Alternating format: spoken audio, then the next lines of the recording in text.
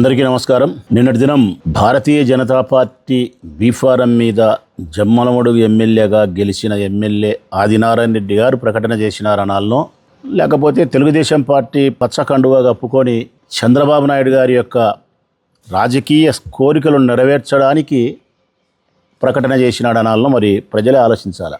ఎందుకంటే ఆయన గెలిచింది బీజేపీ బీఫారం మీద, నిన్న ప్రకటన చేసింది పచ్చకండుగా కప్పుకొని ప్రకటన చేసినాడు ఆదినారాయణ రెడ్డి గారు.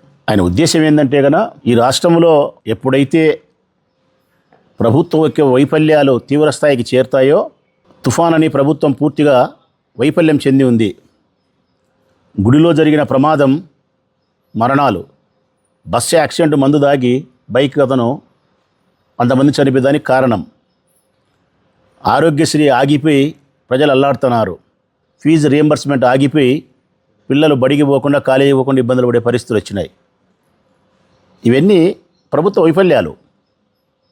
తీవ్రమైనటువంటి చంద్రబాబు నాయుడు ప్రభుత్వం వైఫల్యం చెంది ఏమి అసలుగా ప్రజలకు సమాధానం చెప్పుకోలేని పరిస్థితిలో ఉంది. పుండు మీద కారం చల్లినట్టు తుఫాన్ ప్రభావం, మొంతా తుఫాన్ దాదాపుగా 6-7 కోట్ల రూపాయలకు పైబడి 6-7 కోట్ల రూపాయల పంట నష్టం జరిగింది. చంద్రబాబు నాయుడు ఏం చేయలేడు. ఇక రైతులను, ప్రజలను ఈ వైఫల్యాల నుంచి డైవర్ట్ చేసేదానికోసం డైవర్షన్ పాలిటిక్స్. ఇటువంటి కష్టాలు, ఇటువంటి ఇబ్బందులు కలిగినప్పుడు ప్రతిసారి చంద్రబాబు నాయుడు ఆదినారాయణ రెడ్డి లాంటి వ్యక్తులను కొంతమందిని పెట్టుకున్నాడు. ట్రంప్ కార్డులాగా వాళ్ళని గడ్డకు తీసేది. ఏదో ఒకటి అవాకులు చెవాకులు పరుషమైన పదజాలంతో ఒక హాట్ టాపిక్ అన్నిటి తీసుకొచ్చి మొత్తం రాష్ట్రంలో ఉండబడిన ప్రజల యొక్క దృష్టిని మళ్లించడానికి చేసే ప్రయత్నమే నిన్న ఆదినారాయణ రెడ్డి గారు మాట్లాడిన మాటలు. లేకపోతే ఉన్నట్టుండి నిన్నటి దినం ఏం జరిగింది? ఏమీ జరగలే. ఆయన ప్రెస్ ముందుకు వచ్చి జగన్మోహన్ రెడ్డి గారిని, భారతమ్మ గారిని అనుచితమైన వ్యాఖ్యలు, అసందర్భమైన అనుచితమైన వ్యాఖ్యలు, మాట్లాడడానికి సందర్భం లేదు, మాట్లాడిన మాటలు సముచితమైన మాటలు కాదు, రాజకీయ విమర్శలు కాదవి. ఒళ్ళంతా ద్వేషాన్ని పెట్టుకొని మాట్లాడే మాటలు. ఎవరైనా రాజకీయ నాయకులు మాట్లాడితే విషయం ఉండి మాట్లాడతారు, కానీ ఆదినారాయణ రెడ్డి గారు విషయం ఉండి మాట్లాడరు, విషం పెట్టుకొని మాట్లాడతాడు ఒళ్ళులో. ఒకసారి గమనించండి ప్రజలారా మీరే, నేను ఏం మాట్లాడాడు ఆయన, ఎంత సంస్కారహీనంగా మాట్లాడతాడు. అసలు భారతమ్మను రాజకీయపరమైనటువంటి ప్రస్తావనలోకి తీసుకురావాల్సిన ఆవశ్యకత ఏమైనా ఉందా? రాజకీయాలలో కొనసాగే మేము మా రాజకీయ ప్రత్యర్థుల యొక్క కుటుంబ స్త్రీలను పత్రికా ప్రకటనలకు కానీ, వారి ఆత్మగౌరవాన్ని దెబ్బతీసే విధంగా కానీ వారిని విమర్శించడం అనేది సంస్కారమా? మేము ఎప్పుడైనా మాట్లాడుతున్నామా అట్లా? మేము ఎప్పుడు మాట్లాడడం అట్లా? అసలు రాజకీయాలకు భారతమ్మకు సంబంధమే లేదు. ఆయన అన్నాడు కాబట్టి చెప్తాను నేను. ఎందుకయ్యా భారతమ్మకు బంగారు?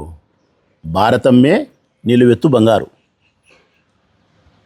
భారతమ్మ వ్యక్తిత్వమే నిలువెత్తు బంగారు. మళ్ళీ ఆయమ్మకి ఎందుకయ్యా బంగారు? నేను మనస్ఫూర్తిగా చెప్తానా, నిలువెత్తు బంగారు ఆ తల్లి. కారణం, పూర్తి సంపూర్ణమైనటువంటి వ్యక్తిత్వం కలిగినటువంటి స్త్రీ. ఎక్కడే కానీ పుట్టినింటికి మెట్టినింటికి చిన్నపాటి చెడ్డ పేరు తీసుకురాకుండా గౌరవాన్ని, కీర్తి ప్రతిష్టలను తెచ్చే స్త్రీ ఆమె. విద్యావంతురాలామె, చాలా తెలివిపరురాలామె. భర్తకు, కుటుంబానికి అన్ని విషయాల్లో చేదోడు వాదోడుగా ఉండగలిగిన స్త్రీ ఆమె. అన్నిటికీ మించి ఆమె నిలువెత్తు బంగారని చెప్పడానికి కారణం, పులివిందలలో దాదాపు 10-15 సంవత్సరాలుగా ఆమె శ్రమతో, ఆమె తెలివితేటలతో, ఆమె ధనముతో 1000 మంది పిల్లలను, వెంకటప్పయ్య గారు 1000 మంది పిల్లలు చదివిస్తుంది ఆమె.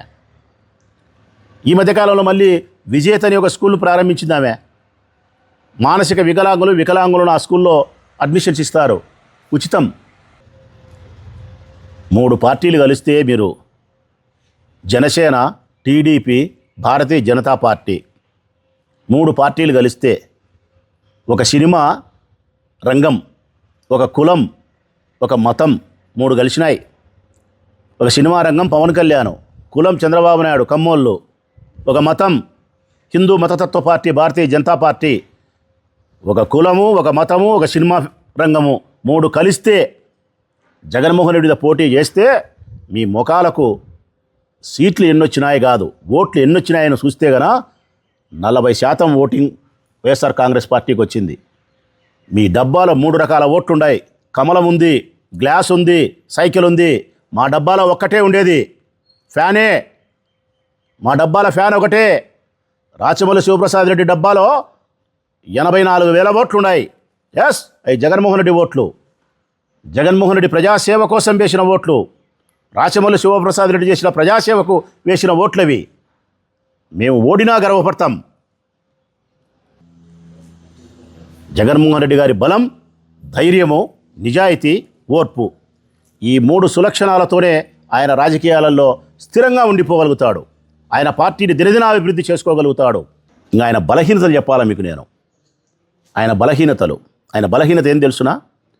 నమ్మకద్రోహం చేసిన మీలాంటి ఎమ్మెల్యేలు పార్టీకి మోసం చేసి అధికారం ఉండేప్పుడు ఈ సైడ్ ఉండి అధికారం మొత్తాన్ని అటుపక్కకు పోయి తల్లి పాలు దాగి రొమ్ము గుద్దుతారు చూడి. ఇటటోళ్ళు మళ్ళా రేపొద్దున వచ్చేగన క్షమించి శిక్షించకపోవడం, ఇదే ఆయన బలహీనత. క్షమించి శిక్షించకపోవడం, ఇది మార్చుకోవాలని మేము కోరుతున్నాం జగన్మోహన్ రెడ్డి గారిని. నీ బలహీనతను మార్చుకో అయ్యా అంటున్నాం మా నాయకుడిని. నమ్మకద్రోహం చేసిన వారిని క్షమించాకు, శిక్షించు అంటున్నాం. స్పష్టంగా మరొక్కసారి చెప్తా ఉన్న ఆదినారాయణ రెడ్డి గారికి, ఎప్పుడైనా సరే ఇంకొకసారి భారతమ్మ గారి పేరు తీసుకురాకుండా జగన్మోహన్ రెడ్డి గారి పేరుతో మమ్మల్ని మీరు రాజకీయ విమర్శలు చేస్తే అది ఒకలాగా భావిస్తా.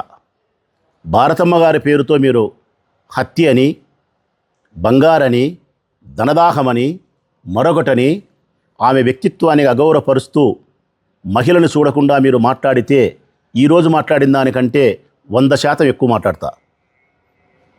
ఎవరికైనా చెప్తా ఉన్నా నేను, మన కుటుంబాలకు సంబంధించిన స్త్రీలను నేను కానీ, మా పార్టీ వాళ్ళు కానీ, మీరు కానీ, మీ పార్టీ వాళ్ళు కానీ పరస్పరం మన కుటుంబ స్త్రీలను రాజకీయ చర్చలేకి, వేదికలేకి తీసుకురాకుండా ఉండడం మంచిది, సంస్కారము.